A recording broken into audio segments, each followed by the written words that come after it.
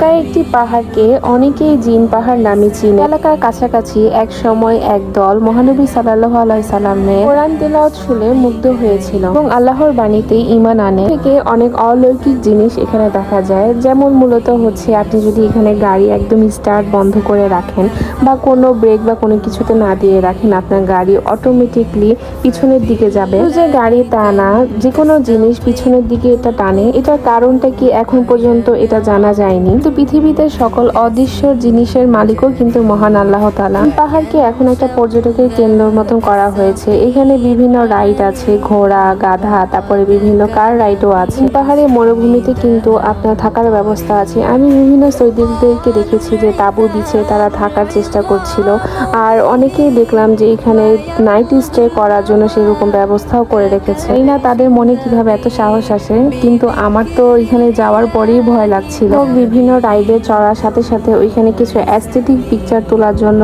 তার ব্যবস্থা করা হয়েছিল।